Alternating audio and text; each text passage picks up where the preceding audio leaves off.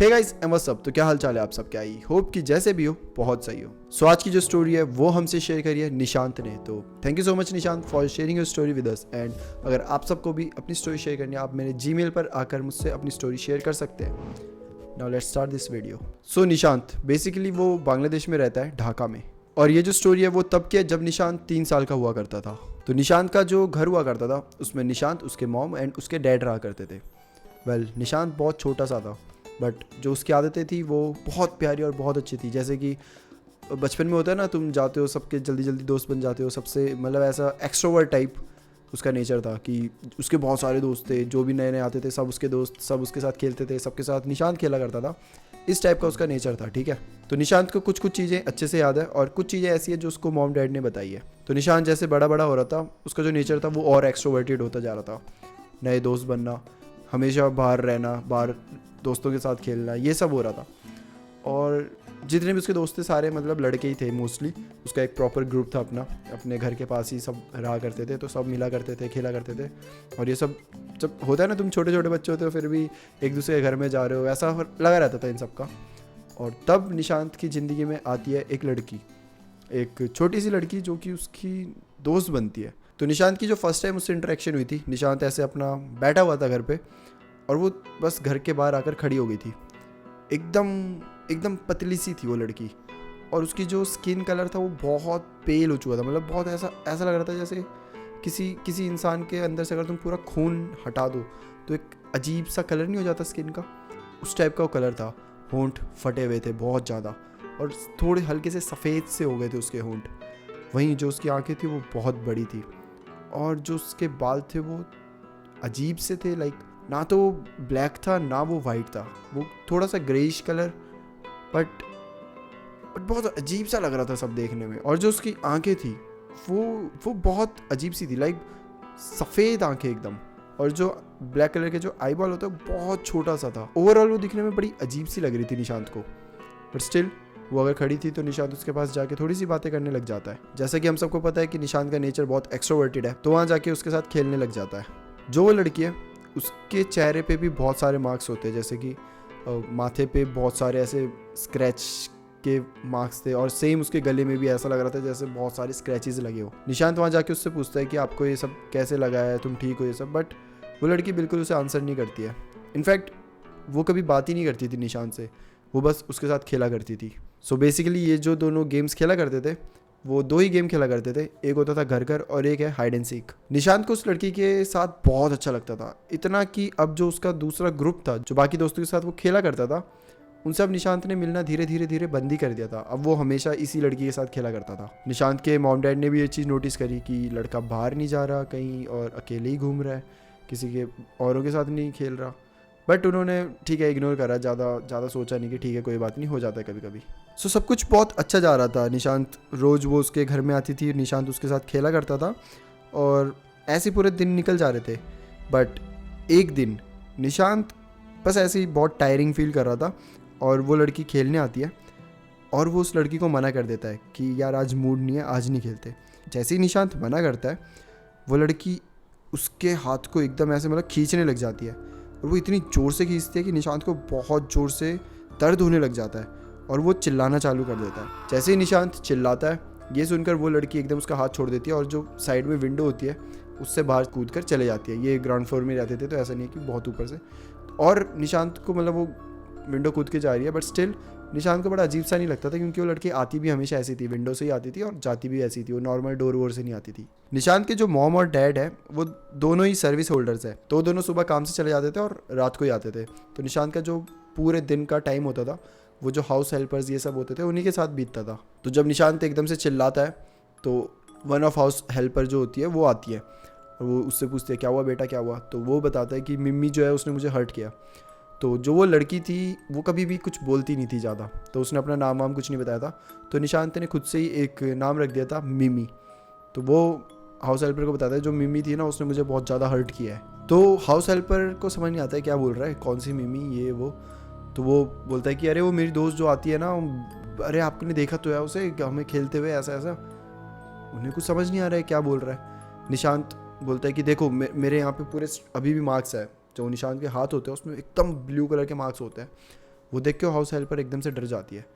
वो बोलती है कि अच्छा अच्छा अच्छा ठीक है ठीक है ठीक है, एक काम करो, तुम ऊपर आओ, रेस्ट करो और सो जाओ, ठीक है, जब तक मम्मी पापा नहीं आते तुम हिलो मत, यहाँ यहीं रहो। निशांत को समझ नहीं आ रहा उन्हें क्या हो गया एकदम से।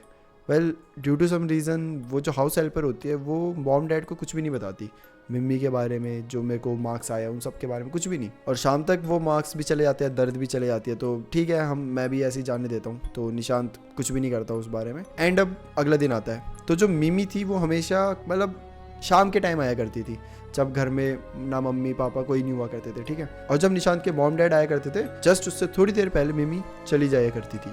और इस वजह से जो निशांत के मॉम डैड थे उन्हें कोई आइडिया नहीं था कि हमारे बेटे के साथ क्या चल रहा है, किसके साथ खेल रहा है, उसके दिनचर्या की क्या ज़िंदगी चल रही है, उन्हें कोई आइडिया नहीं था इन सब का। अब जो ये इंसिडेंट हुआ था, ये निशांत एकदम से चिल्लाया था, मिमी भाग गई थी, उस इंसिडेंट के बाद 7-8 दिन तक मिमी आई नहीं खेलने। निशांत को बहुत बुरा लगता था, क्योंकि वो एक इकलौती अब उसकी दोस्त थी जिसके साथ वो हमेशा खेला करता था, और उसके बिना वो बहुत अलोन सा फील कर रहा था। बट 7-8 दिन बाद मिमी वापस आती है निशांत से मिलने, बट वो शाम के टाइम नहीं आती, वो आती है रात के 1 बजे। जो कि निशांत, जो कि 3 साल का है, तब भी 3 साल के बच्चे को भी ये चीज़ बहुत वियर्ड लगी थी। वेल निशांत पहले तो उस पर बहुत गुस्सा था कि इतने दिन तक आई नहीं, बट क्योंकि अब वो आ चुकी है और निशांत भी उसे बहुत मिस कर रहा था, तो निशांत उसके साथ ऐसे ही खेलने लग जाता है। अब रात के 1 बजे ये दोनों खेल रहे हैं और आवाज़ आ रही है निशांत के कूदने की, बातें करने की। ये आवाज़ें सुनकर निशांत के मॉम डैड बाहर आ जाते हैं। मॉम डैड बाहर आते हैं, वो उससे पूछते क्या कर रहे हो तुम इतनी रात को, ये क्या खेल रहे हो। तो निशांत बोलता है कि अरे मम्मी इतने दिनों बाद आई है मेरे से मिलने, मेरे से खेलने, तो आप मुझे खेलने दीजिए प्लीज़। वेल जैसे वो ये बोलता है, निशांत के मॉम डैड बोलते क्या बोल रहे हो तुम, कौन मम्मी, कौन आया तुमसे मिलने, कहाँ खेलने, क्या बोल रहे हो तुम ये सब। अब निशांत बोलता है कि मम्मी मेरे साथ हाइड एंड सीक खेल रही थी और वो उसी बेड के नीचे छुपी हुई है। जैसे वो ये बोलता है, उसके मॉम डैड बोलते हैं कि क्या हो गया इसे, रात के एकदम ऐसे ही बड़बड़ा रहा है, बातें कर रहा है फालतू की। उन्हें बिल्कुल विश्वास ही नहीं होता कि एकदम से कौन घर आ सकता है और ऐसे कैसे 1 बजे कोई किसी की भी मतलब छोटा सा बच्चा आ सकता है, चांस ही नहीं है। तो उसे बोलते हैं कि तुम जाओ और सो जाओ चुपचाप। वेल निशांत को समझ नहीं आ रहा है ये लोग मेरे पे भरोसा क्यों नहीं कर रहे। तभी वो देखता है कि मम्मी जो होती है वो बहुत ज़्यादा डर गई होती है और वो चुपचाप ऐसे बेड से निकलती है। पेरेंट्स बीच में खड़े हैं, निशांत उनके सामने खड़ा है और मम्मी ऐसे कोने से चली जाती है। निशांत को बड़ा अजीब सा लगता है कि मम्मी किसी से मिली नहीं, कुछ नहीं, और इतना डर डर के एकदम चली गई। वेल थोड़ी देर में निशांत भी अपने रूम में आ जाता है और जो उसके मॉम डैड है वो भी चले जाते हैं। निशांत को ये चीज़ समझ नहीं आ रही होती कि मम्मी मेरे मॉम डैड को देख के इतनी ज़्यादा क्यों डर गई थी और वो एकदम से भाग क्यों गई। वेल बहुत सारे क्वेश्चंस होते हैं बट आंसर एक भी नहीं होता निशांत के पास। अब जो मम्मी थी वो एक दिन से ज़्यादा बार उसके साथ खेलने आया करती थी निशांत के घर में, जिसकी वजह से अब निशांत को थोड़ी सी मतलब अजीब सा लगने लग गया था। वो बहुत टायरिंग रहने लग गया था, उसको खेलने का मन नहीं करता था। और जो मम्मी थी वो अब बहुत ज़्यादा वायलेंट हो रही थी। वो निशांत को धक्का दिया करती थी, उसको स्क्रैच कर दिया करती थी, और अब निशांत को मम्मी से डर लगने लग गया था। अब वो बस चाहता था कि मैं बस मम्मी से कैसे तो छुटकारा पाऊँ, मुझे नहीं खेलना इसके साथ, क्योंकि ये मारती है, ये ऐसे धक्का दे देती है, ऐसे पूरे फेस पे स्क्रैच कर देती है, जो कि निशांत को बिल्कुल पसंद नहीं था। बट निशांत मम्मी को मना भी नहीं कर पाता था, क्योंकि अगर ऐसा करेगा तो मम्मी उसको बुली करती थी। एक बार मम्मी और निशांत ऐसे ड्राइंग्स बना रहे होते हैं। निशांत ऐसे ही मजे के लिए जो मम्मी की ड्राइंग होती है उसमें कुछ ऐसे बना देता है, जिसकी वजह से मम्मी को बहुत गुस्सा आता है और वो निशांत को ऐसे धक्का दे देती है, जिसकी वजह से निशांत का जो सर होता है वो इतनी जोर से दीवार पे लगता है कि पूरी उसकी ब्लीडिंग चालू हो जाती है। निशांत उसी टाइम चिल्लाता है और अनकॉन्शियस हो जाता है। निशांत के जो पेरेंट्स होते हैं, लकीली वो उस टाइम घर पे ही होते हैं। वो नीचे आते हैं, निशांत को उठाते हैं और हॉस्पिटल तक लेकर जाते हैं, और निशांत के सर पर 6 स्टिचेस आए होते हैं। अब निशांत के पेरेंट्स निशांत से पूछते हैं कि कैसे हुआ ये सब। निशांत बताता है कि जो मम्मी थी ना, उसने मुझे धक्का दिया और उसकी वजह से मेरे सर से खून निकलने लग गया। वेल जैसे वो ये बोलते हैं, उसके घर वाले फिर से उसकी बात नहीं मान रहे। निशांत को समझ नहीं आ रहा कि आप लोग समझ क्यों नहीं रहे हो, मतलब मेरी बात क्यों नहीं मान रहे हो, इसमें इतना समझने वाली क्या बात है। एक दोस्त है जिसके साथ मैं खेलता हूँ और अब वो वायलेंट हो रही है। वेल निशांत के घर वाले बोलते हैं कि हमने कभी तेरी दोस्त को देखा ही नहीं है, तुम हमेशा अकेले खेल रहे होते हो, हमेशा। निशांत को कुछ समझ नहीं आ रहा कि ये क्या बात हुई, मतलब मेरी दोस्त को देखा नहीं, हम हमेशा साथ ही खेल रहे होते हैं, अकेला तो मैं कभी भी नहीं खेला हूँ, और यही सब हो रहा होता है। और निशांत के घर वाले बस डिनाई कर रहे होते हैं कि नहीं तुम झूठ बोल रहे हो, तुम पागल बना रहे हो, ये वो। तब निशांत उसे स्क्रैचेस दिखाता है, हाथ वाले स्क्रैचेस, और जो दोनों ने ड्राइंग्स बनाई होती है, जो मिमी की ड्राइंग होती है, वो दिखाता है। ये सब जब दिखाता है ना, तो पेरेंट्स को थोड़ा सा लगता है कि शायद निशांत सही बोल रहा हूँ। वेल जो निशांत की मॉम है वो बहुत ज़्यादा रिलीजियस पर्सन है, तो एक टाइम के लिए वो समझ जाती है कि शायद निशांत सही कह रहा है। वहीं जो दूसरी साइड निशांत के डैड है, वो एथिस्ट है, वो भगवान इन सब चीज़ों में बिल्कुल नहीं मानते।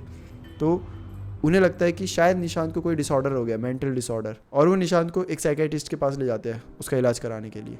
अब तक निशांत 4 साल का हो गया होता है। साइकेट्रिस्ट निशांत से बहुत सारी बातें करते हैं, जैसे कि मिम्मी कैसी दिखती है, मिम्मी की हरकतें कैसी है, मिम्मी क्या चीज़ें करती है रोज़, और निशांत को किस तरीके से हर्ट करती है हर चीज़। और एंडिंग में साइकेट्रिस्ट जो निशांत के पेरेंट्स हैं उन्हें बोलती है कि आप लोग हमेशा बाहर रहा करते हो, ज़्यादा टाइम निशांत को नहीं दिया करते, जिसकी वजह से निशांत ने अपने दिमाग में ही एक अपनी इमेजिनरी फ्रेंड बना ली है, जिसके साथ वो खेलता है, जिसके साथ वो रहता है, जो कि असली में नहीं है बट निशांत के लिए वो है। अब जो निशांत के पेरेंट्स होते हैं उन्हें ये थोड़ा सा कम मतलब बिलीवेबल लगता है, क्योंकि जो निशांत था उसका जो नेचर था वो एक्सट्रोवर्ट था, तो हमेशा वो बाहर जाया करता था, सबसे मिला करता था।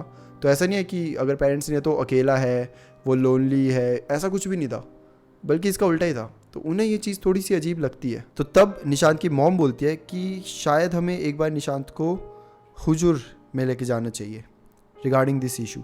जैसे ही उसकी मम्मी ये सजेस्ट करती है, जो निशांत के डैड होते हैं वो उन्हें डांटने लग जाते हैं कि क्या तुम ये फालतू की बातों में बिलीव करते हो, ऐसा कुछ नहीं होता ये सब।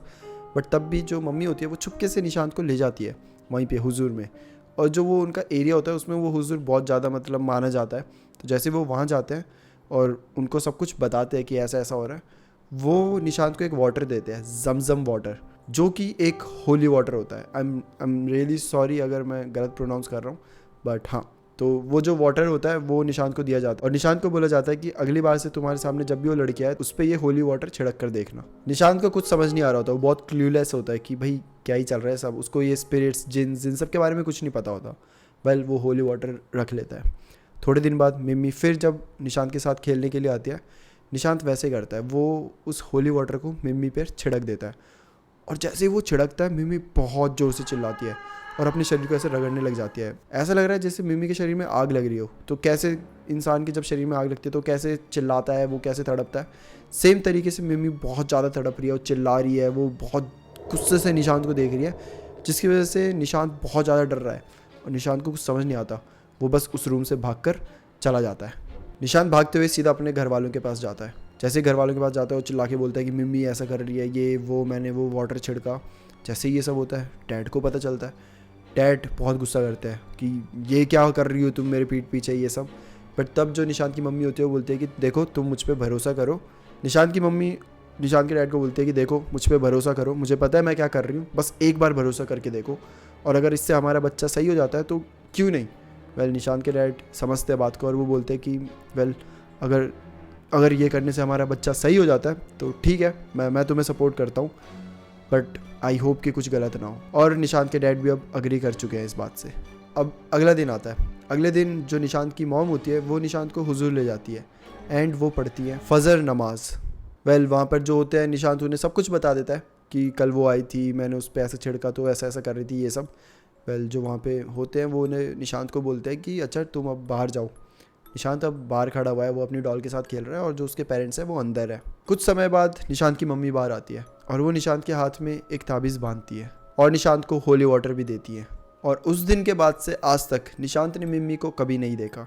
निशांत आज भी सोचता है कि मिम्मी के साथ क्या हुआ होगा, और उस दिन से लेकर आज तक मिम्मी कभी निशांत से मिलने नहीं आई है। कुछ समय तक निशांत सोचता रहा था कि क्या हुआ, वो आ नहीं रही, वो क्यों नहीं आ रही। उसे थोड़ी सी फिक्र भी हो रही थी मिम्मी की। बट धीरे धीरे जैसे निशांत बड़ा होता गया उसे चीज़ें समझ आती गई कि मिम्मी एक्चुअली में एक घोस्ट थी, एक स्पिरिट थी, जो कि निशांत के लिए बिल्कुल सही नहीं थी। निशांत के सपने में 2 बार मिम्मी आई भी है और उसने बस ऐसे गुस्से में बोला है कि मैं तो सिर्फ तुम्हारे साथ खेलना चाहती थी, पर तुमने मुझे अपने से दूर क्यों किया। ये 2 बार निशांत के सपने में हुआ है, एक बचपन में और एक अभी रिसेंटली। निशांत अभी 21 ईयर्स का हुआ है और अभी तक वो ताबीज़ पहनता है, और निशांत को ये स्ट्रिक्टली बोला गया है कि कभी भी इस ताबीज़ को हटाना मत। तो निशांत के दिमाग में ये चीज़ भी आती है कि क्या वो अगर इस ताबीज़ को कभी हटा दे तो क्या मिम्मी वापस मिलने आएगी कभी। निशांत अभी भी कभी कभी मिम्मी को मिस करता है और सोचता है कि अगर वो सच में एक दोस्त होती तो आज कैसी होती, और वो बस प्रे करता है कि जहाँ पे भी वो हो वो खुश हो। So that's it for today guys. I hope कि आपको ये स्टोरी अच्छी लगी हो, और अगर अच्छी लगी होगी तो अपने दोस्तों से शेयर करना। So that's it for today. फिर मिलते हैं हम किसी और टॉपिक के साथ, तब तक के लिए bye bye and take care.